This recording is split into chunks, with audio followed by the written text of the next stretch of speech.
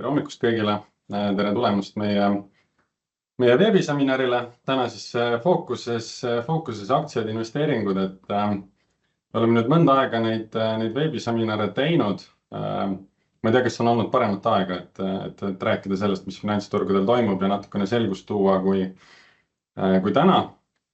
Kui me vaatame turgude liikumisi, vaatame S&P on nädalaga umbes nullis.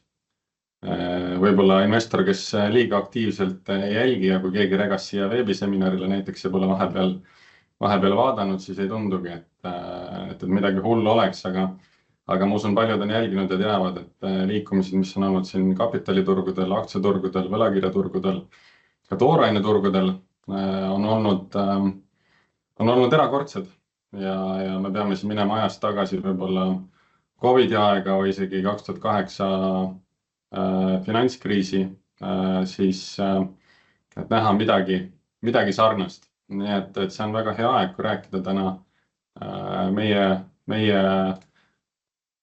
nägemust, võib-olla natukene siia seda selgust ja täna siis selline plaan, et Tarmo Tanilas, meie strateeg, keda ma usun, paljud on siin ka meedia vahendusel juba üksjagu kuulnud viimastel päevadel.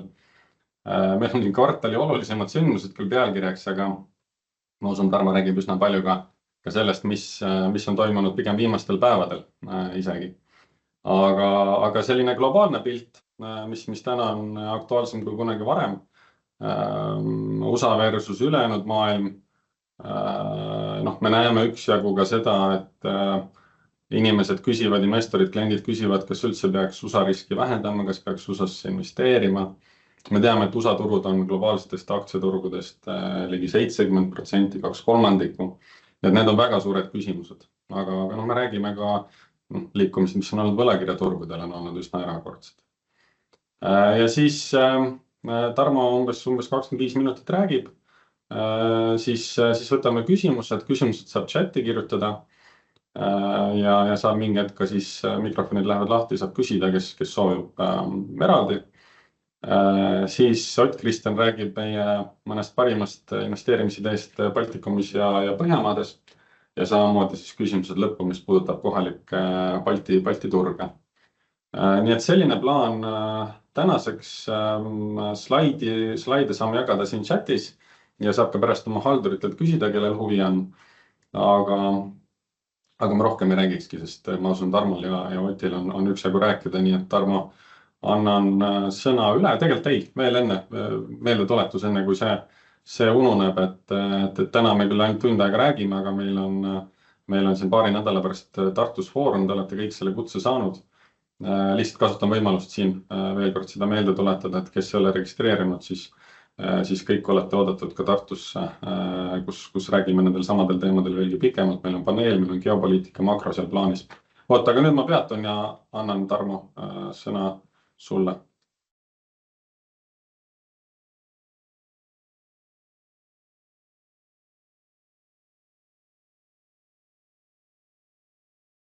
Nii, ma loodan, et mind on näha ja kuulda. On. Sa võid panna slaidid suureks. Jaa, kohe. Tere. Tõesti, Andres siin rääkis, et finantsturgudel on väga palju toimunud. Minu slaidid ka, pealkiri on fookuses pigem nagu esimene kvartal, aga tõesti, kuna seda möllu on nii palju tulnud, siis ma keskendun vaid kindlasti sellele, et mis on nagu oluline olnud siin viimastel päevadel, mis me ise oleme teinud ja mis me arvame, mis edasi võiks saada. Aga kui nüüd natukene rääkida ka esimese kvartali peamistest märksõnadest, kuhu ma siis kohe detailsemalt jõuan, siis loomulikult ütleme, Trumpi need tollitariifid on oma nagu paanikat tekitanud. Kui me nüüd täna tagantjärgi küsime, et kas see oli nagu üllatus, et Trump teeb tollid, tegelikult ei olnud. See oli tema üks peamisi valimislubadusi, aga üllatus oli see mastaapsus, et ta suutis need viia sellisele tasemele, põhimõtteliselt viimase 100 aasta kõige kõrgemale tasemele üldse. Ja siis hakati paralleele tooma seal möödunud sajandi seal 20. lõpu 30. aastate algusega, et mis siis nagu juhtus ja tuli totaalne majanduskriis, globaalne ja aktsiaturg kukkusid siis maailmas üldse kõige rohkem, et 90% USA turg kukkus siis tipust põhja. siis mis on märgiline olnud tegelikult ka enne, ütleme siis seda Trumpi tollisõda, siis noh, tegelikult Euroopa aktsiaturud on edestanud USA-d, noh numbreid vaatame hiljem nagu konkreetsemalt, noh siis kulla-ant jääb uusi tippi ilmselt ka meie kuulajate seas see nagu üllatus ei ole, me oleme sellest ise nagu rääkinud, meie portfellides on kuld tükk aega olnud ja noh, reaalselt me tegelikult kaalume ka no ütleme portfelli ilmselt kulda isegi nagu juurde osta. Ja miks siis turud nii palju nagu kukkusid, loomulikult majanduslanguse oht kasvas päris kiiresti, sest noh, tollid teevad kõigile haiget ja järjest hakati need tõenäosused nagu tõstma suurte investeerimispankade poolt, et kui suur see protsent siis on, et jõuti sinna 70% juba lähedale, et enne kui siis Trump natuke nagu leevendust tegi. Siis mõned olulisemad sündmused võib-olla ka, et noh, kindlasti teile on ka jõudnud see teadmine, et kellel siis Enefit Greeni aktsiad on, et Eesti Energia on teinud ülevõtmispakkumise, noh minu hinnangul natukene isegi võib-olla üllatav, et ta nii palju nagu maksis, noh samas millega nagu võrrelda, et ta on olnud ju veel kõrgemal, aga noh, ettevõttel ei ole viimasel ajal väga hästi läinud, et summa summarum, no kes IPO-st ostsid, täna pigem võib-olla on rahul, kui vaadata, mis ka finantsturgudel üleüldiselt on nagu toimunud. Siis noh, USA on teatanud, et ta loob siis sellise riikliku krüptovarade reservi. No Trump on ka maininud, et Bitcoin ja on põhimõtteliselt selline nagu pool reservvaluuta ja nii edasi. Nagu te nüüd vaatate, kui hästi krüptovaluutad nagu vastu on pidanud võrreldes nagu kullaga turgudel, noh siis see on nagu võib-olla hea test olnud, et kas ta siis nagu päris nagu reservvaluuta nagu ikka on.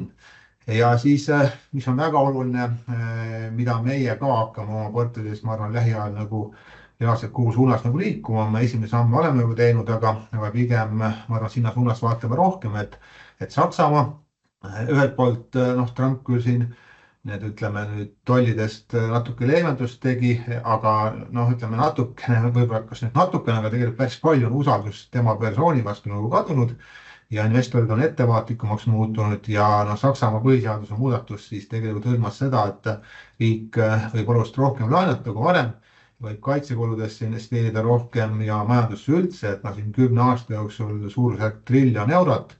Ja kui nüüd vaadata neid suuremat keskpanku igal pool üle maailma, siis noh, enamus tõmbab kulusid koomale, ka riiklikul tasemel tõmmatakse kulusid koomale, Saksamaa nii suur investeering kindlasti toob sellist hoogustumist tema majandusse ja ma pean silmas mitte veel võib-olla sõja-aasta, see noh, seadusandlus alles võeti vastu, aga pigem lähiaastad ja noh, kui Saksamaal hakkab paremini minema, siis kindlasti see toetab ka meie teesi, millest ma rääkisin möödunud aasta foorumis, kes käis meil kuulamas klientidest, et siis võiks nagu Skandinaavia paremini hakata minema ja kui neil läheb paremini, siis tegelikult ka ju ka Baltikumil kaasa arvatud nagu Eestil. Ja noh, millest ma siis tõesti Andrest ka ütles, et ma olen viimasel ajal päris palju pidanud oma töö tõttu ka meediale kommentaare andma ja loomulikult siis oleks aus rääkida, et mis ma siis ise nagu ka teinud olen ja noh, enda nii-öelda pikaajalises strateegias ma midagi ei muutnud, et pigem ostsin enda sellised rahakoaksid nagu juurde, aga ma kasutasin ära ka kolmanda samba maksusoodustuse nii palju kui likviidsed vahendid nagu oli, et noh, tavaliselt ma teen seda kuumaksetega, siis võtsin korra kuumaksed ära ja panin selle aastalimiidi täis, et kuna turul olid tõesti nagu väga-väga soodsad hinnad. Aga kui nüüd konkreetselt numbritest rääkida, siis me tegime seekord seda ettekannet natuke teistmoodi, et teil oleks ka võib-olla ülevaatlikum ja tulevikus võib-olla ka sama joonega jätkame, et siin on joonisena siis viimased 12 kuud, peamiselt sellised varaklassid ja siis paremal tulbaga siis selle aasta algusest juhin tähelepanu, et see on esimese kvartali lõpuga, ehk ma olen sunnitud siis nagu juurde rääkima, mis on juhtunud siin aprilli esimestel päevadel, aga kui nüüd vaadata seda jooksvat viimast aastat, see on ka siis märtsi lõpu seisuga viimast 12 kuud, no siis tegelikult kollane joon, kuld ongi kõige paremini läinud, no siis USA langus tegelikult tuli juba siin jaanuari lõpp, veebruaris, hakkas see langus, kui tollidest väga kõva häälega veel ei räägitud ja naftahind on tulnud nagu allapoole ja noh, ütleme siis selle kriisi ajal veel nagu päris nagu märkimisväärselt, aga mis on nagu tore, noh, ütleme siis Tallinna börs viimase 12 kuuga on siis natukene paremini hakanud minema ja eriti ütleme, kui me vaatame nüüd selle aasta algusest kuni märtsi lõpuni, Tallinna börs on pidanud selles languses ka paremini vastu, noh kindlasti see Enefiti pakkumine tõi sellist uut raha turule ja noh, toob veel märkimisväärselt, et kui inimesed noh, ütleme selle pakkumisse seda nagu müüvad, siis noh, me oleme näinud juba, et ta on hakanud teistesse Eesti aktsiatesse pigem liikuma. Ja noh, ütleme siis, kui USA oli tõesti märtsi lõpu seisuga selle aasta algusest eurodest mõõtuna seal 8,4% miinuses, siis Andres päris hästi ütles, et kes pole nädal aega vaadanud, turg on enam-vähem samas kohas, aga noh, ütleme siin kõige jubedamates kohtades Nasdaq oli üle veerandi miinuses ja no SP500 ka üle 20% miinuses, et sellised on siis need amplituudid olnud, et keskkond, kus me nagu täna oleme. Ja siis natukene võib-olla ka erinevatest turgudest tõesti nüüd sellel aastal ja noh, siit tuleb ka päris hästi välja, noh, et USA tegelikult, millest me oleme tükk aega ju rääkinud enda üritustel ka ja kirjutanud, et väga palju tõusnud, suhtarvud on kõrgeks läinud, nii edasi. Korrektsioon tuli, noh, Jaapan samamoodi, noh, ütleme, kuna keskpank siis intressi tõstab, see ka ei meeldi väga investoritele ja noh, Hiina ka, et kui noh, peamised sellised võitlus, ütleme, kes siis omavahel kõige rohkem võitlevad, on USA ja Hiina ja kõik teised peavad siis ka nagu kannatama. Aga nagu ma mainisin just jah, et Eesti on siis tulnud siin paremate turgude hulka, aga alati tasub seda tausta nagu meeles pidada, et kui te nüüd vaatad seda viimase 5 aasta liikumisi, siis noh, mõtleme, mis meil 5 aastat tagasi olid, me olime siis koroona ajas, olid kõik turud ju päris palju allapoole müüdud ja minu jaoks oli isegi natuke nagu üllatus, et noh, näiteks seesama Itaalia on ju tõusnud päris palju rohkem kui USA ja noh, teised Lõuna-Euroopa riigid ka, et ja noh, kelle siis kehvemini läinud on Hiina muidugi ja ütleme meil ka Soome, kus on ka ruumi päris palju nagu tõusta. Ja sektorite lõikes Euroopas siis noh, kes meie Voorumi üritusel käis, seal ma ka mainisin, et Skandinaavia pangad on atraktiivsed, noh, õnneks on meil see prognoos päris täppi läinud, on hästi läinud, aga noh, tervikuna ja ütleme, Põhjamaade pangad on ka väga dividende maksnud, mis on ka seda toetanud, aga tervikuna endiselt needsamad Lõuna-Euroopa pangad ka, noh, ma võib-olla natuke alahindasin neid, kuna nad eelmine aasta tegid ka nii suure tõusu, siis noh, see aasta tegelikult see on nagu jätkunud. Ja noh, Euroopas noh, ka telekomid, mis oli meil seal nii-öelda ostulisti soovitusena, mis anda nii-öelda nagu mõttekohana, et ka neil pole nagu halvasti nagu üldse läinud, aga noh, pangad tõesti, kui te nüüd vaatate seda viimast 5 aastat, siis noh, peaaegu 4 korda tõusnud, et seal oli nagu totaalne kriis ja siis turud taastusid nagu päris palju. Ja noh, USAs nüüd nii lõpus ei ole, et siin plusspoolel neid asju väga ei näe. Et siis energia natukene, noh, tervishoid ka paras segadus, ka sinna Trump tahab eraldi nagu tolle teha, näis, kas ta nüüd peale seda eilset nagu siis tõsiselt seda mõtleb või mitte, aga noh, lisaks siis ütleme tehnoloogiale, tarbekaupade sektor on päris palju allapoole tulnud, tarbija usaldus on nõrgemaks läinud Ameerikas päris palju, krediitkaardi võlad on kõigi aegade tipus ja noh, intressimäärad ei ole nagu allapoole tulnud. Ja noh, intressimääradest ma räägin hiljem natuke nagu rohkem, aga noh, tervikuna jah, lühiajaliselt päris keeruline Ameerikas, aga jällegi, et noh, investorid tohiks liiga lühiajaliselt perioodil nagu keskenduda. USA nagu portfellis ka noh, vältida ei ole ka nagu mõistlik, et noh, ta on olnud ikkagi pikaajaliselt üks sellised noh, peamisi raha genereerimise kohti ja võrdluses Euroopaga ma näitan pärast teile ühte päris head graafikut minu hinnangul, et kus siis on erinevad tsüklid, et kord läheb Euroopal paremini, kord USA-l, tükk aega veel on USA-l paremini läinud kui Euroopal ja nüüd võib-olla siis on Euroopal võimalus. Aga intressidest siis tõesti, et noh, meie klientide seas ka enamus on ju ettevõtjad ja kindlasti ka ettevõtjatel on noh, jälgivad laenuintresse hoolikalt ja noh, ütleme, hea uudis on see, et noh, trend on tegelikult ju jätkuvalt nagu allapoole, et isegi ilma nende tollisõdadeta, et mis puudub nüüd tollisõdasid, siis noh, Trump on siis tegelikult noh, suhteliselt suures konfliktis ka Ameerika Keskpanga presidendi Jerome Powelliga. Ta on nimetatud Powellit ka kiuslikuks poliitikuks, kes ei taha nagu intressimäärad allapoole tuua, aga noh, Keskpanga juht talle kohaselt on jäänud rahulikuks ja öelnud, et tema võib temal on nagu oma mandaat ja tema peab ikkagi jälgima inflatsiooni ja asju ja nii edasi ja tööturgu. Ja noh, siin on mul küll nii-öelda Euroopa intressid hetkel ees, aga no ütleme see, mis toimub Ameerikas, see kaudselt mõjutab ka ju Euroopa Keskpanka ja erinevalt ütleme siis Ameerikast inflatsiooni surve Euroopas on natuke madalam ja seetõttu on ka tõenäosus suurem, et Euroopa Keskpank intresse nagu langetab sellel aastal, ma arvan isegi rohkem kui USA-s ja võib-olla siis kiiremas tempos.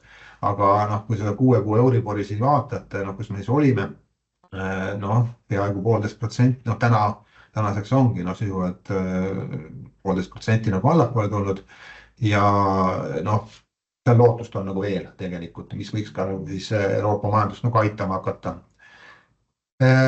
Siis kui me nüüd prognoose natukene nüüd vaatame, siis need muutuvad ka suhteliselt nagu kiiresti.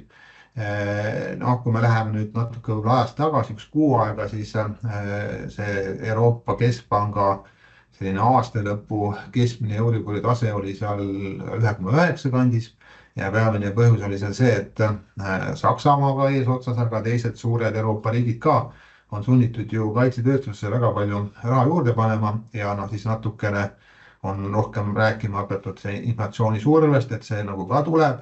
Ja et see võib nagu siis keskpankade tegevust nagu natukene pidurdada, aga need viimased tollidega seotud sündmused siis nagu need turuootusid natuke on nagu muutnud ja oodatakse siis natuke rohkem need intressimäärasid nagu allapoole. Ja Ameerikas siis ka on ju, et täna ütleme, et kui aasta alguses tehti prognoose, siis olenevalt kui positiivne see investor oli, et kes ootas võib-olla 2 intressilangetust, kes ühte, selline oli selline keskmine konsensus. Ütleme nüüd nädala taguse seisuga enam-vähem see ootus on niimoodi, et tuleb 1% intressi nagu allapoole sellel aastal Ameerikas, aga tõenäoliselt siis tehakse seda 3 jaos ja kõige tõenäolisem stsenaarium on, et mais siis tehakse korraga 0,5%. See võib ka nüüd muidugi muutuda viimaste uudiste valguses, et võib-olla ei ole vaja nii kiiresti nagu teha, aga vahepeal oli surve ikkagi päris suur, et tuleb totaalne majanduslangus ja siis keskpank on nagu sunnitud sekkuma. Aga jah, täna siin keskmine konsensus on, et umbes 1% aasta lõpuks võiksime me nagu USA-s intressidega aasta lõpuks allpool olla. Ja loomulikult siis mitte ainult aktsiaturul ei ole olnud sellised ärevad ajad, võlakirjaturul ütleme, mis puudutab Euroopa võlakirjaturgu, siis on, meil on nagu paremini jäänud, et meil ei ole klientidel, ei ole need kõrge riskiga võlakirju sees, USA omasid, Euroopa omasid natukene on, aga kui nüüd vaadata neid valitsuse võlakirju, siis ütleme siis need turbad konkreetselt on siis, mis on nagu tootlused ja siis kui palju siis baaspunktides on intressimäärad liikunud, miinus tähendab siis, et nad on allapoole tulnud, et kui 65 baaspunkti konkreetselt USA-l, siis tähendab seda, et 0,65% on täna siis, ütleme siis märtsi lõpu seisuga intressid nagu allpool võrreldes siis kvartali ja taguse nagu ajaga. Ja see on üleüldine olnud ja pigem on see trend on selline, et lühemad intressid on rohkem kukkunud, aga kui te nüüd vaatate need enamus turge siin, siis lühem ots on kukkunud, aga pikem ots on isegi nagu tõusnud ja see on siis süvendanud seda trendi, et võlakirjade tulukõver on siis nüüd normaliseerunud, kus pikaajaliste võlakirjade eest tõesti nagu tulebki rohkem intressi maksta, aga mis on võib-olla Trumpile selline võib-olla ebamugav uudis on, et kuigi märtsi lõpu seisuga need intressimäärad tulid nagu allapoole, siis viimase nädala jooksul tema tegevuse tõttu tõenäoliselt kõige enam on siis need pikemaajast võlakirjade tootlused nagu ülespoole läinud ja kui me mõtleme, kui palju Ameerikal nagu võlga on, hakkab lähenema selle 40 triljonile natuke nagu minna ja kui sul nagu võla teenindamise kulu on üle triljoni nagu aastas, ja kui võla teenindamise kulu on suurem kui aastane kaitse-eelarve, see on nagu surve koht. Ja uudised, ma arvan, investorid on nagu jälginud, et siin nüüd Hiina ju kõige enam võitleb USA-le nagu vastu ja USA siis leevendust on tulnud teistele riikidele, aga mitte Hiinale.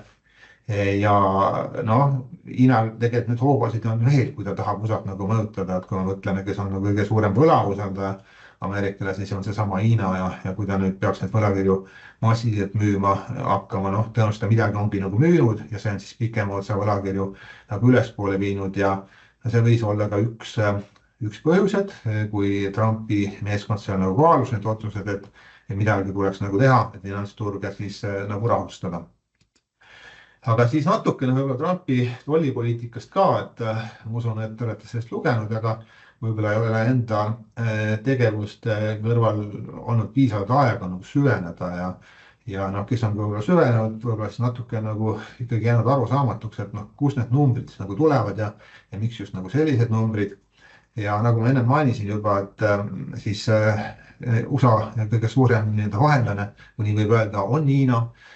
Kõige suurem kaubandusdefitsiit on Hiinaga ja noh, ta nii-öelda kasutas enda, noh, vaevalt ta nüüd ise selle välja mõtles, aga oma meeskonna sellist nagu lihtsat valemit, et võeti siis kaubandusdefitsiit, kui suur kaubandusdefitsiit USA-l on mingi konkreetse riigiga ja siis jagati selle kaubavahetuse nii-öelda mahuga, saadi selline valem, et noh, põhimõtteliselt kui siis noh, ütleme näiteks kõige suuremad defitsiidid olid siin just Aasia riikidega, siin Vietnam ja Hiina, siis noh, selle valemi kohaselt siis noh, konkreetselt siis Trump ka ütles, et noh, näiteks Vietnamiga on see suhe nagu väga meie kahjuks, et nemad siis nii-öelda nagu maksustavad meid 90%-ga, aga no meie oleme nagu head, noh, ütleme siis mitte nii halvad kui teised ja me teeme siis nagu vastutariifid, aga noh, me teeme sisuliselt 2 korda väiksemad, noh, 2 korda väiksemad ja siis natuke nagu peale, et noh, kui Hiinaga on see suhe siis 67, siis tehti nagu 34,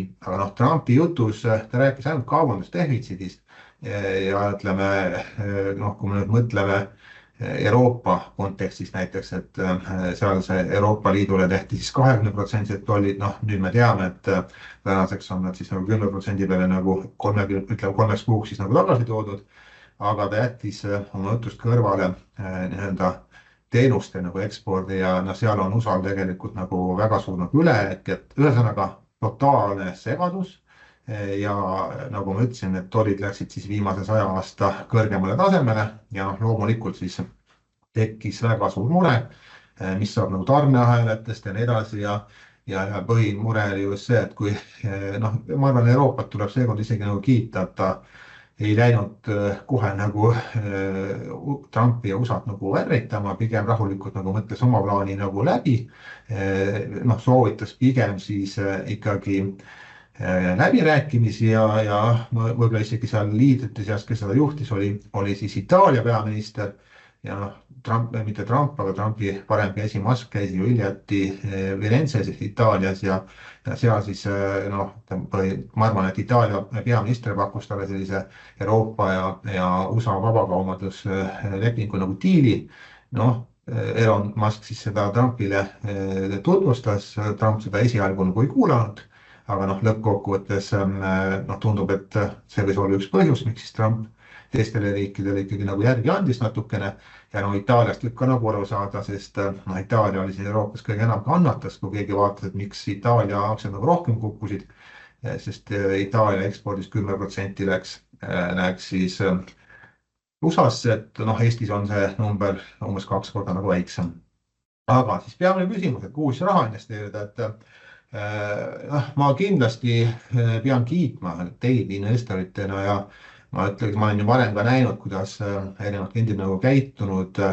Kui varem on pigem selline paanika olnud ja paanikamüüke päris palju, siis noh, eks haldurid ka püüdsid selgitada nii hästi, et nad oskasid ja võimalik oli, et mis see nagu olukord on ja miks on võib-olla nende paanika ajal nagu väga halb müüa, on see, et meil on sellised teatud nii-öelda abivahendid indikaatoritena, millega me siis inimeste sellist hirmu ja ahnust nagu mõõdame, mitte ainult meie, aga ütleme teised pangad siis ka.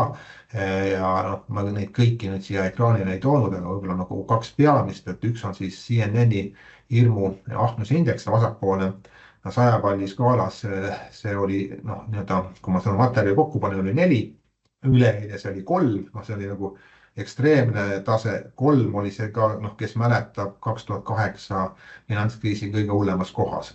Ja siis parempoolne siis selline volatiilsusindeks X et noh, kes siin nüüd ka kauem on finantsturgudel olnud, siis noh, tõesti seesama 2008, kui oli tõesti väga hull, kus oli majanduskriis ka, siis see käis seal kõige hullemas kohas 80 taseme peal. Koroonaaega mäletate paremini 5 aastat tagasi, väga kiire langus ja taastumine käis ka 80 peal. Kui ma seda materjali kokku panin, siis oli see oli see 45, aga päev hiljem oli 60, et noh, ütleme siis hirm oli siis nagu noh, nii-öelda kolmas koht viimase nagu paarikümne aasta jooksul ja seetõttu me siis ka püüdsime selgitada, et pigem on noh, ütleme halb on kindlasti müüa, aga osakliendid ostsid ka juurde, nad nägid, on nagu üle müüdud ja noh, nemad on täna kindlasti nagu õnnelikud. Siis kullast ma rääkisin juba natukene, see trend on endiselt nagu tugev, et noh, hoolimata nendest tollidest ja asjadest, et noh, täna me teame, et nad on siis 3 kuuks nagu edasi lükatud, püütakse siis nagu vastastikused nagu kokkulepped saada. aga noh, kulla ant tõuseb täna ka sellest hoolimata, et noh, see hirm võib-olla tollide osas on natukene allapoole tulnud.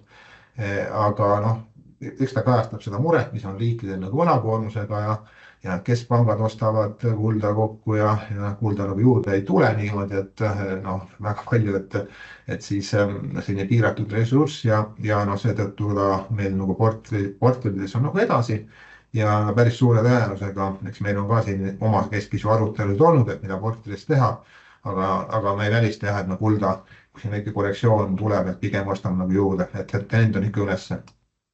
Aga see on siis see võib-olla pilt, et noh, need materjali saate hiljem, kes tahab eraldi ka vaadata, aga et siis jõuaks nagu süveneda või natuke rohkem, aga konkreetselt on siis Euroopa võrreldes nagu USA-ga, noh, erinevatel aegadel, kuidas siis on nagu liigutud, et kord on tõesti nagu USA parem olnud, kord siis nagu Euroopa.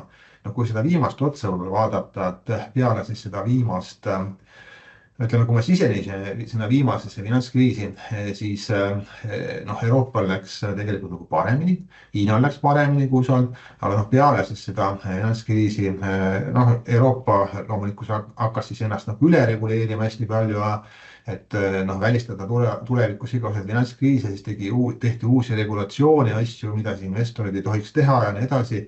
Ja see oli nagu muidugi üks põhjustest, mis selle innovatsiooni järjest rohkem nagu USA-sse viis, aga siis põhimõtteliselt jah, viimased 17 aastat on Euroopa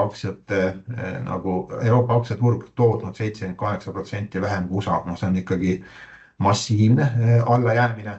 Noh, varem siin tõesti 6 aastaga ta tõusis siin 57% nagu rohkem, aga noh, ütleme, kui te neid tulpasid nagu vaatate, siis rohkem on ikkagi neid, kus Euroopa on jäänud siis nagu USA alla ja noh, see on siin nagu see põhjus ka, et noh, võib-olla nüüd lähiaastad jah, pigem on Euroopal eelis siin USA vastu, aga pikaajaliselt Ameerikat vältida, noh, pole ka väga mõistlik, lihtsalt need hinnatasemed peavad mõistlikud olema. Ja et noh, mitte nagu liiga kuivaks jääda ja detailsemad numbrid ka näidata, siis no siin on lihtsalt hinna ja kasumi suhted, noh, see on siis Kepler Chevreux analüüsid, millest Ott ka natuke hakkab nagu rääkima osaliselt nagu välisaktsiate poole pealt, aga noh, see on ka siis, no ütleme siin juba eelmise aasta lõpp, selle aasta algus, noh, oli selline suhteline odavus kõige suurem Euroopa aktsiatele võrreldes siis nagu USA-ga ja noh, see lisab seda tõenäosust, et siia võiks raha nagu tulla. Siis kui nüüd Euroopast rääkida, me teame, et Euroopa on võib-olla nagu, noh, võiks nagu tõusele hakata, siis kindlasti tekib investorite küsimus, et noh, kuhu ma siis sinna Euroopasse nagu panen raha, et noh, pankadel läheb endiselt nagu hästi, aga võib-olla selline suurem tõus on juba nagu ära tehtud. Parempoole joonis iseloomustab seda päris hästi, et noh, tegelikult telekomidel on läinud noh, viimase poole aasta, isegi aasta jooksul nagu suurepäraselt. Neil on kulud väiksemad läinud, tulud, nad on suutnud hindasid tõsta nii edasi, aga võrreldes ütleme siis indeksite vastu nende hinna ja raamatusväärtuse suhtarvud on endiselt nagu soodsamad ja vasakpoole joonis on siis nagu utilities, noh ütleme siis erinevad kommunaalteenused, et elekter, vesi ja nii edasi. Nendel on siis nagu sellise laiapõhjalise Eurostoxx 600 indeksi vastu ajaloo üks madalamaid tasemeid on ja kui me natuke nagu mõtleme, mis nagu saama hakkab, et noh, intressimäärad tulevad nagu allapoole, noh, see kindlasti ka sellele sektorile mõjub nagu hästi ja inimesed tahavad võib-olla natuke rohkem stabiilsust saada ja seda möllu ja tahaks võib-olla rohkem dividende saada oma portfelli ka, et see on ka see sektor, mis seda siis nagu võimaldab, ehk seetõttu no soovitan sealt sektorist siis ka otsida, võib-olla leiate midagi huvitavat.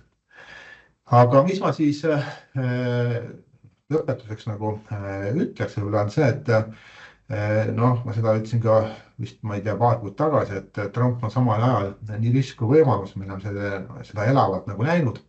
Noh, Trump on veel noh, natuke vähem kui 4 aastat president vähemalt, et noh, ta ei välista ka võimalusi, et tema seal leiab põhiseaduses võimalusi, kuidas veel ükskord olla, aga noh, ta on ikkagi päris eakas ja 4 aasta pärast ta on juba 82, et natuke kahtlen, et kas ta nagu järgmine kord ikkagi president on.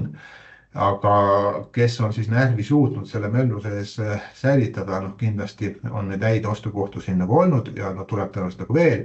Aga nüüd järgmised 3 kuud, ma arvan, volatiivsus on meil nüüd natukene madalam, sest no nüüd hakkavad need läbirääkimise voorud ja ma arvan, siis sõltub sellest, kuidas kokku lepitakse, et kui nüüd kokku ei lepita, siis seal juuli keskel kuskil augustis, noh siis me peame nagu natuke murelikumad olema, aga noh, see ongi umbes meie järgmise nii-öelda fookuse aktsiate ajalane, eks me siis saame nagu koos mõelda, et mida võib-olla teha. Saksamaast ma rääkisin, seal me näeme nagu potentsiaali, samamoodi Skandinaavia on meie jaoks nagu huvitav just nende valuutade poolest ka. Ja kuna ma kullast nagu rääkisin, et kulla ainult teeb uusi tippe, siis kulla kaevandajate aktsiad tegelikult pole suhteliselt nii palju tõusnud kui nagu kuld, noh, kulla kaevandajad siuvad nagu võimendusega kulla hinna vastu. Ja sealt võib tulla nagu üllatusi, et kui nüüd hakkavad tulema nende ettevõtete tulemused, et kui sa nagu kulutaset suutsid nagu hoida ja tulud äkki läksid nagu üles, siis noh, kasum läheb ka nagu üles ja siis võib hinnad ülespoole viia. Aga siis, kes tuleb, et no ütleme meie nendest üritustest, mis me oleme teinud siin päris palju, et ja tuleb veel, et Tartus tuleb vasti meiega üritus, et siis me teeme ju, ma ise kirjutan iga kuu, mis nagu turgudel on toimunud strateegiveerust, et seda võib nagu lugeda ja ma koos hea kolleegi Meelisega siis veame ka investeerimispodcasti, investeerimisjutud. Me seal lihtsalt ei räägi, aga meil on sellised virtuaalportfellid ka ja siis mõtleme oma peaga nii hästi kui võimalik on, et mis me siis ise nagu teeks. Ja noh, viimasel ajal tegelikult on päris hästi läinud, aga noh, seda võib siis ka kuulata, võib ka järel kuulata. Ja võib-olla siis sellega ma hetkel tõmbaks enda ettekande nagu kokku, aga ma loodan, et on mingeid küsimusi. On küsimusi, Tarmo, võtame kiirelt. Märdil on 2 küsimust ja siis äkki siis anname Otile sõna ja vaatame, kas lõpus saab veel küsimusi võtta. Et Märt küsib euro-dollari prognoosi kohta. Ma tean, Tarmo, sa oled tegelenud sellega niikuinii praegu. Jah, surve on praegu ikkagi dollari nõrgenemisele. Ja ma arvan, see on ka üks Trumpi soov olnud on, et noh, kui ma näitasin teile noh, need numbrid, mis siin olid eurodes, et suur osa sellest Ameerika aktsiaturgude nõrkusest sellel aastal on olnudki dollari nõrgenemine euro vastu, et noh, sisuliselt natuke üle 5% on ta täna aasta algusest nõrgenenud. Ja noh, ma olen erinevaid prognoose muidugi näinud, et erinevad investeerimispangad noh, pakuvad no erinevaid vahemikke, aga aasta lõpp pigem nad lähevad sinna 1,15 lähedale kui 1,05 lähedale, et ja see on, ma arvan, siis ka Trumpi üks eesmärk olnud, et saada kuidagi oma nii-öelda suure võlakoormusega paremini hakkama ja saaks võib-olla oma eksporti rohkem nagu üles, lihtsalt see tollipoliitika ei aidanud nagu kaasa, aga see on ka üks põhjus, mis nagu toetab jätkuvalt kulla hinda, et dollar pigem, ma arvan, nõrgeneb. Ja teine küsimus oli USA osakaalu vähendamine, Euroopa osakaalu suurendamine, et kaudselt sa rääkisid, aga me oleme natuke teinud juba reaalsetes sportides, kes on meie üritusel käinud, et me oleme seal Skandinaaviat tegelikult juba 2 korda nagu ostnud. Lihtsalt noh, see natuke tuli meie jaoks ka ootamatult portfellides, et noh, Trump nagu nii hulluks läks. Noh, eile ta nüüd pakkus muidugi võimalus, et turud lähevad, ma arvan, siin lühiajast nagu ülespoole. Meil siin pikem plaan on ikkagi USA osakaalu, noh, ütleme võrreldes nagu indeksitega olla enda portfellis ikkagi USAs vähem, et noh, kui me täna tõesti 2/3 on süüvad nagu USA indeksites, siis me samm-sammul liigume siis mujale, et Skandinaavia on juba olnud, aga me siin oleme kaalunud noh, Saksamaad eraldi ja teisi asju veel, erinevaid sektoreid ja õnneks nüüd Trump võttis nüüd natuke seda pinget maha, aga meil alles eile oli enda keskis nagu arutelu, mida nagu teha. Ja meie selline plaan oli pigem võtta risk maha siis high võlakirjas, et meil ütleme, USA high võlga küll ei ole, aga natuke olime mures siin Euroopa high peast ka, et see riskitulu suhe võib-olla pole kõige parem. Et hoolimata sellest Trumpi tegevusest tõenäoliselt me seda ikkagi nagu vähendame ja ostame pigem valitsuste võlakirju täna nagu juurde, kuna need tootlused on seal pigem nagu üles läinud. Okei, kuule, aga aitäh sulle, Tarmo, praegu ja lähme siis Otiga edasi. Pikalt ei räägi, me oleme koos Kepler-Chavroga katmas terve Põhjala ja Baltikumi, suur osa Baltikumi aktsiatest ja selle peale siis on ehitatud meie ideede list. Ideede listis siis parimad investeerimisideed kvartaalselt, mida ma usun, paljud teist juba teavad, on saanud tuttavaks, et kahjuks liiga palju neist ju rääkida ei jõua, nii et Ott on pidanud valima siis parimad 3, Ott, eks ole, et annan sõna sulle. Suured tänud Tarmole esiteks selle põhjaliku ülevaate eest ja tere hommikust kõigile kuulajatele ka minu poolt. Ja enne juhin veel korra tähelepanu sellele, et tegemist ei ole isikliku soovitusega osta ega müüa ühtegi väärtpaberit. Aga alustuseks vaataks korra, kuidas Balti börsil üldiselt on läinud ja tegemist on üsna harukordse juhusega, kus pea kõik meie vaadeldavad Balti börsi ettevõtted on liikunud tõusu suunas. Ja seda kasvu on enim vedanud just Merko ehitus tänu oma märkimisväärsetele tulemustele möödunud aastal, mis peamiselt tulenes paari ehitusprojekti enne tähtaegsest valmimisest. Ja tänu sellele kaasnes omakorda parem kasumlikkus, esiteks siis prognoositust väiksemate tööjõukulude tõttu ja teiseks ka realiseerimata riskide arvelt. Ja tänu sellele on Merko juhatusel plaanis panna tulevasel üldkoosolekule letti 1,9 euro suurune dividend. Ja nagu eelnevalt Tarmo rääkis, siis Enefiti turgutas eelkõige Eesti Energia hiljutised uudised ülevõtte pakkumisest. Ja kui nüüd liikuda edasi konkreetsete aktsiate poole, siis meie esimene ideede listi aktsia on Ignitis Group. Ignitis on siis Leedu suurim elektri- ja taastuvenergia tootja ja samas ka teine suurim mängija Baltikumis. Nende peamisteks konkurentsieelisteks on nende paindlikkus, tugev finantspositsioon ja vertikaalselt integreeritud ärimudel. Ja edaspidi Ignitis kavatseb oma taastuvenergia tootmisvõimsust pea 4-kordistada selle aastakümnendi lõpuks. Ja samuti prognoosib Ignitis käesolevaks aastaks oma korrigeeritud EBITDAks kuskil 500 kuni 540 miljonit eurot.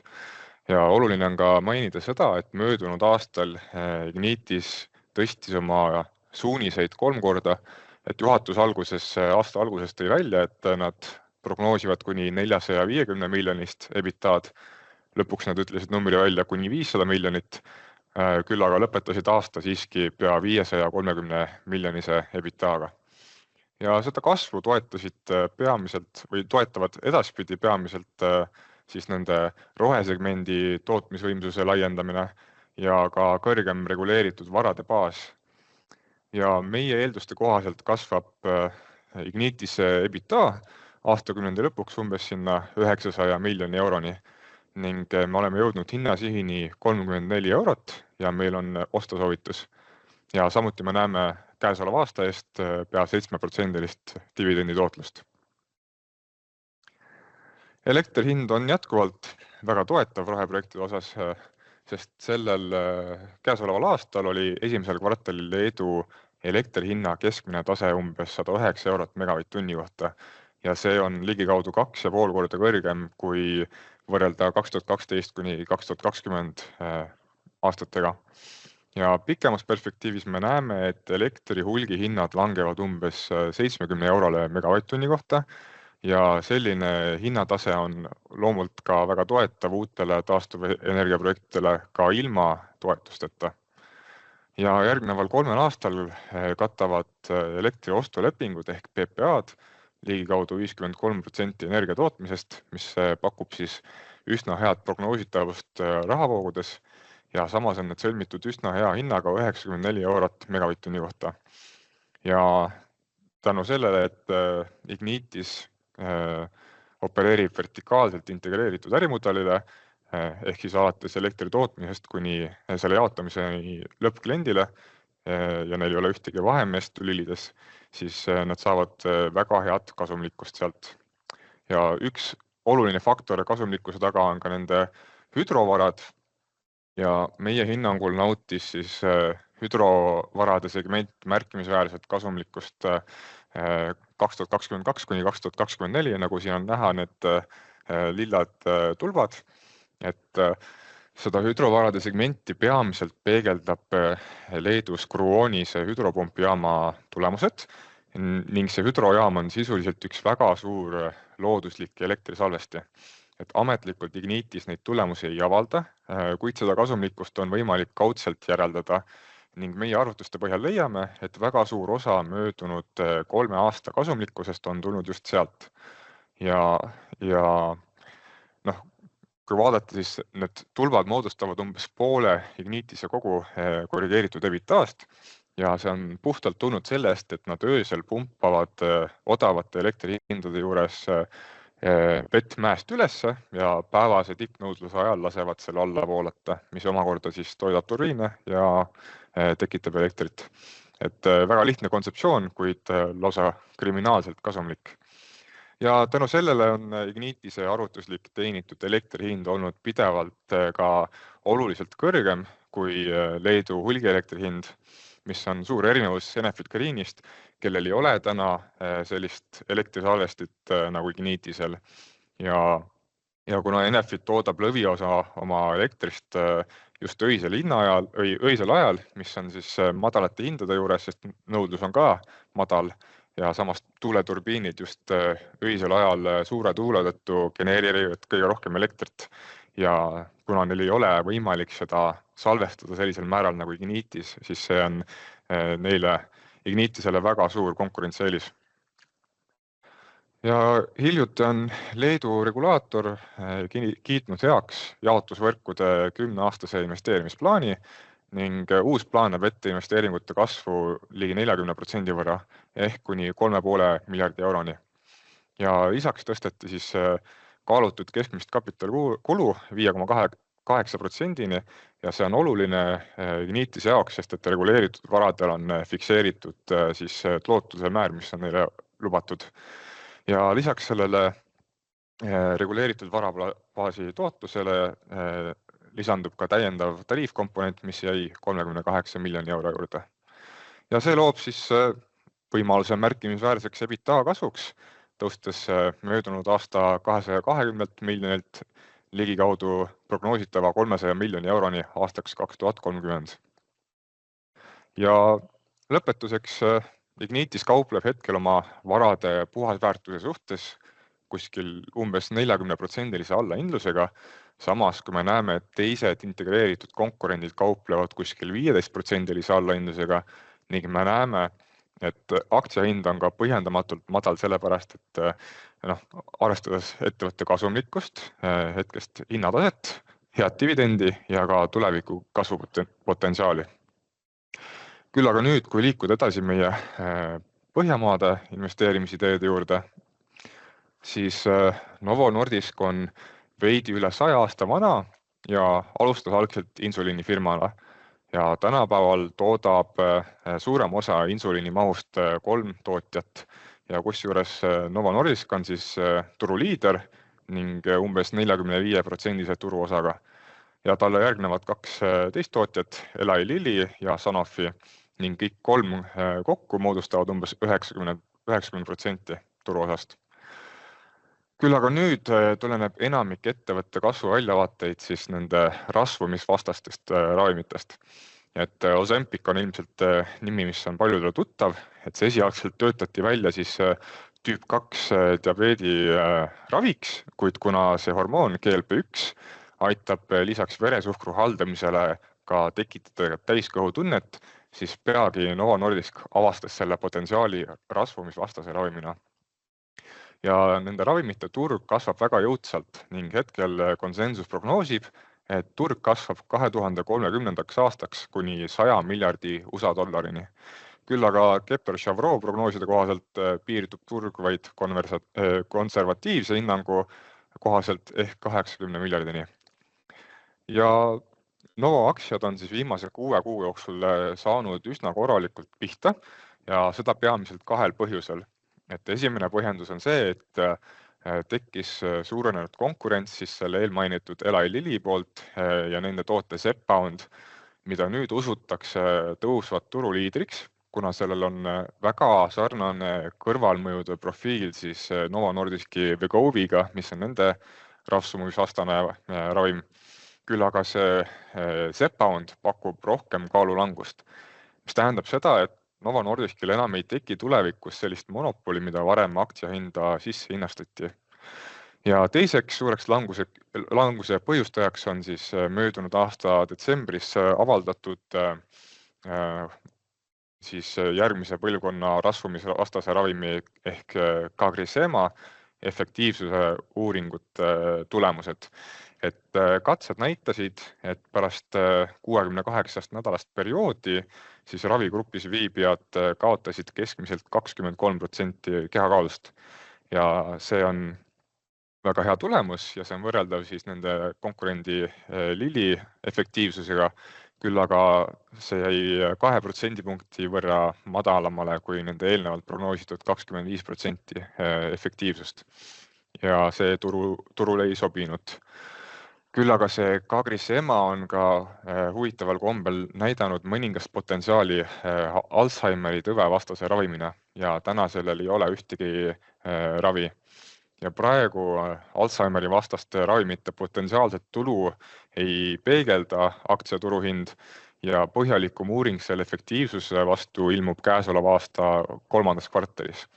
Küll aga mõned esialgsed katsed on juba näidanud patsientidel dementsuse ja Alzheimeri oluliselt vähenenud riski pärast seda CagriSema võtmist. Ja selle viimase languse tulemusena on Novo Nordisk täna jõudnud väga atraktiivse hinnatasemeni, et selle suhtarvud on enam kui pooleks kukkunud ning kaupleb nüüd vaid sektori keskmistel tasemetel. Ja isegi Kepleri kasutatud konservatiivsete eeldustega näevad nad, et aktsial on umbes 45% tõusupotentsiaali ja seetõttu on neil hinnasiht 630 Taani krooni ja osta soovitus. Ja diabeediravi jääb tõenäoliselt edaspidi ka Novo Nordiski siis suurimaks segmendiks, kuid üle poole Kepleri prognoositud siis käibekasvust, mis on 9% aastas kuni aastakümnendi lõpuni, peaks tulenema just siis rasvumisvastastest ravimitest. Ja Põhja-Ameerika on Novo Nordiskile väga oluline turg, sest peamiselt USA turul on oluliselt kõrgem ostujõud ja seal on ka märkimisväärselt kallimad ravimihinnad. Et näiteks ühes 2023. aasta artiklis märgiti, et Wegovi kuutellimus maksab USAs umbes $1300, aga sama ajal Saksamaal sama ravim maksis vaid $300.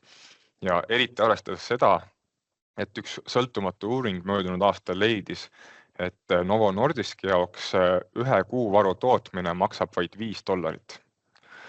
Ja Novo positsiooni USAs tugevdavad sealne olemasolev tehas ja siis praegused käimasolevad tööd uue tehase ehitamiseks ja see siis Kepleri arvates paneb nad üsna heasse kohta tariifisõja kontekstis.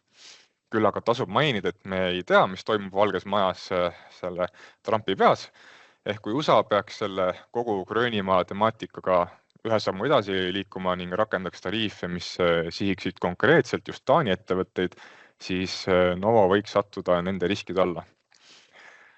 Ja semaglutiidi eemaldamine FDA ehk USA toidu- ja ravimiameti puuduse nimekirjast on Novole edaspidi väga oluline, sest et kui mõni ravim satub sinna nimekirja, siis see tähendab seda, et turul on hetkel oluliselt rohkem nõudlust, kui ravimitootja suudab toota ning see tavaliselt, kui patendikaitse siis takistab teistel tootjatel seda ravimit toota, siis ulatusliku defitsiidi tõttu võib FDA siiski ajutiselt lubada teistel ravimitootjatel seda teha. kuniks siis patendihoidja suudab tõestada, et ta tootmine rahuldab nõudlust.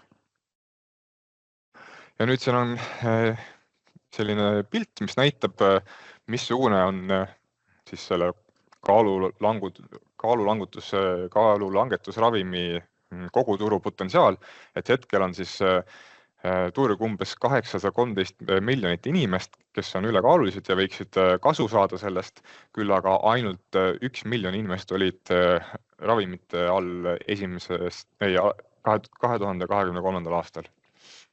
Ja siis Novo Nordiski Wegovy on pisut vähem efektiivne kui Lilly, küll aga ettevõte just hiljuti teatas, et suurema annustamise korral paranes ravimi efektiivsus kuni 21%-ni ja kuna need uuringud tavaliselt viiakse läbi 68 nädala jooksul, siis alati ei pruugi selle täismõju olla kajastatud selle ajaperioodi jooksul ja just nii Novo ka leidis, et neil on vaja pikemat siis uuringuperioodi, sest et hetkel see efektiivsuse määr ei olnud tasandunud.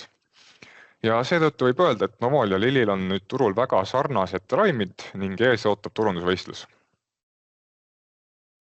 Ja Novo peamiseks selliseks on just nende patendikaitse, mis on nüüd taas kaitstud teistest tootjatest. Sektoril on väga kõrged sisenemiskünnised.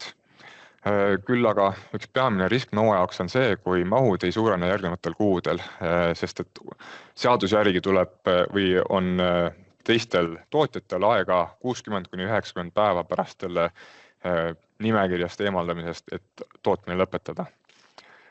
Ja viimaks võib siis Trumpi administratsioon teavitada kavatsusest taastada siis üks hinnapoliitika, mis siis peegeldaks USA's ravimite hinda samade hindadega, mis on Euroopas või mujal maailmas. Ja kuigi see risk on suhteliselt väike täna, siis me ei saa seda siiski välistada.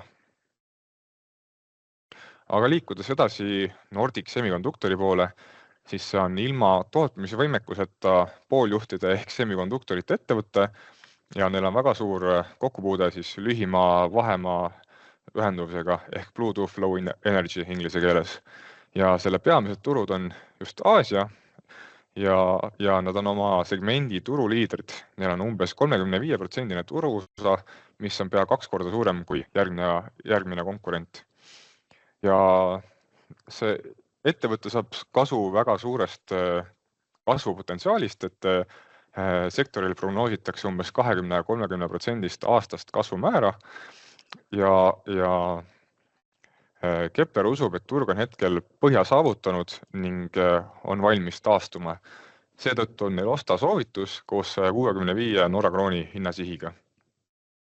Ja peamine risk ettevõtte jaoks on siis marginaalide surve tihedama konkurentsi tõttu, küll aga tasub mainida, et Nordic Semiconductor toodab eelkõige pigem väga kvaliteetseid lahendusi ehk selliste kõrgema hinnaklassi toodete jaoks, nagu näiteks on Google, Amazon, isegi Apple'il ja Garminil kasutavad nende siis kiipe ja peamine konkurents on siis pigem selliste odavamate tootjate vahel.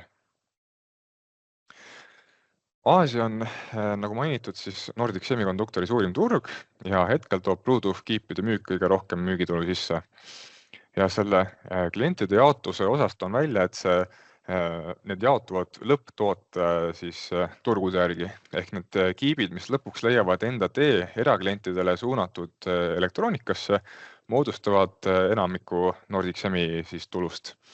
Ja nende plaatide, kuhu need kiibid lähevad, tootmist ostetakse sisse ja kui peaks tunduma, et see on selline pigem negatiivne omadus, siis ma pigem väidaks vastupidist ja sisuliselt Nordic Semiconductoril on sama ärimudel, mis on Nvidial, mis oli veel hiljuti maailma kõige väärtuslikum ettevõte.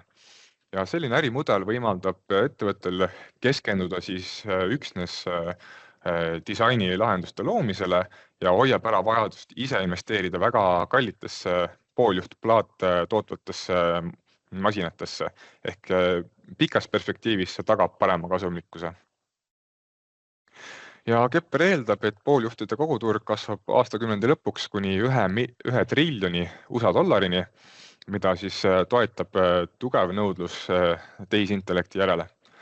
ja selle Nordic Semiconductori adresseeritav turg moodustab vaid väga pisikese osa sellest 1 triljoni suurusest koguturust ning eeldatavasti laieneb see märkimisväärselt 15 kuni 20 miljardi dollari suunas.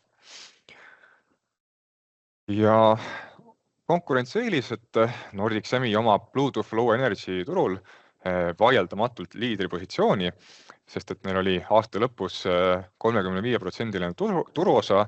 Samuti on väärt mainimist, et kuigi hiljaaegu on nende turuosa pisut kahanenud, sest varasemalt oli see natuke üle 40%, siis on taas oluline märkida, et nende kiivid on pigem jällegi suunatud siis toodetele, kus on võtmetähtsuseks kvaliteet üle kvantiteedi ja selles valdkonnas neil ei ole täna konkurentsi. Ja kontserni disaini lahenduste arv on lähima konkurendiga võrreldes lausa 4 korda suurem, nagu siit graafikult on näha, et siin on kõik ülejäänud konkurendid ja siis välja toodud Nordic Semiconduktorite siis uued patendikaitse all olevad disainid. Nad on loonud väga tugeva ökosüsteemi, mis pakub siis arendajatele sellist tarkvara ja arenduskomplekti, mis võimaldab luua sellise ökosüsteemi, ehk siis põhimõtteliselt tooted, mis kasutavad Nordic Semiconduktori kiipe, saavad omavahel suhelda ja see on väga kasulik omadus näiteks nutikas majas, kus on oluline, et elektroonika saaks omavahel suhelda. Ja seetõttu eelistavad tootjad kasutada just Nordic Semiconduktori kiipe, sest nad saavad ligipääsu sellele suuremale ökosüsteemile ja nende odavamate tootjatega nad jäävad sellest lihtsalt ilma. Aga sellega lõpeb täna minu esitlus. Tänan teid kuulamast ja võtan küsimusi vastu. Ja, Ott, sa saad vaadata, chatis on küsimused ka. Esimene küsimus on Ignitise kohta. Et on pikalt olnud sama koha peal, millal te prognoosite, ehk siis võib-olla, ühesõnaga, miks ta pikalt koha peal on olnud, saame ka rääkida, aga aktsiaanalüüsi hinnasihi prognoosi ajaline kulg, äkki sa selgitad seda? See on hea küsimus. Vastus on 12 kuud, eks ole? Ja sisuliselt võib nii öelda, et see prognoos on selle järgi tehtud. Meie kasutame siis diskonteeritud rahavoogude mudelit ja me oleme selle kaudu leidnud aktsia õiglase väärtuse ja küll aga kahjuks me oleme väga limiteeritud selle poolt, et mis on see ajavahemik, millal see aktsia oma õiglase väärtuse juurde jõuab. Võib-olla see küsimuse teine pool, et välisinvestorid siia regiooni investeeri, et kuna ma ise olen üsna pikalt selle investorite otsega ka tegelenud kapitaliturgudega, siis see hea küsimus on alati olnud, et miks on nii, et Eestis meil ei läinud neid välisinvestoreid vaja, et aktsiahinnad hakkaksid päris hästi liikuma vahepeal. Et miks ei ole juhtunud Leedus, kui me meenutame, et Enefit Greenil oli 60 000 märkijat ja Ignitisel oli äkki 6000 tipu ajal, kuigi Ignitis oli palju suurem kui Enefit Greenil on siiamaani. Nii et see välisinvestorite pool, ma arvan, kahtlemata on probleem, aga piisab ka sellest, et kohalik investori kogukond saab tugevamaks, et aktsiahinnad liiguksid, nii et võib-olla see võiks see lahendus Ignitise jaoks olla. Teine küsimus on, kas osta Novat Taani või USA börsilt, et ma arvan, vahet ei ole, et mina ostaks Taani börsilt pigem Euroopa turult, USA börsil, teine valuuta on kaupleb dollaris, valuuta peab niikuinii konverteerima, aga sisulist vahet ei ole, et ka pigem eelistada siis ikkagi ettevõtte koduturgu, kui nii on. Ja siis kolmas küsimus, milline telekomi ettevõte võiks olla Põhjamaades huvitav ostuks? Ma ei tea, kas Ott sellele oskad vastata, kui sa telekomi oled vaadanud? Ja meil just selles hiljuti avaldatud ideede listis oli välja toodud ka Telia ja Telia praegu hetkel tegeleb siis kulude kärbete programmiga, et kasumlikkust suurendada ja samas nad ka siis loovutavad ühe oma äriosa, mis on neile pigem peavalu tekitanud kui rahavoogu juurde toonud.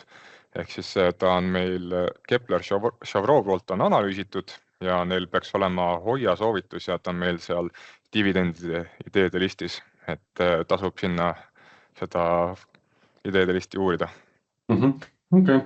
Mikrofonid peaks ka lahti olema, igaks üks ütlen, et keegi tahab otse küsida, siis see võimalus on. annan hetke veel, kas chat on ilmunud nüüd slaidid ka, saab oma haldurilt neid ka küsida, aga korra annan hetke, kas keegi tahab veel midagi kirjutada või küsida. Kui ei, siis mina tänan Tarmot, Otti, tänan kõiki kuulajaid, meid oli täna üksjagu palju, eks turgudel on ka huvitavad ajad. Ja hõikan siin välja ka, et nagu ma enne ütlesin, 24. aprill Tartus Foorum, kes veel tunneb huvi, et tahaks seal osaleda, siis see on võimalik.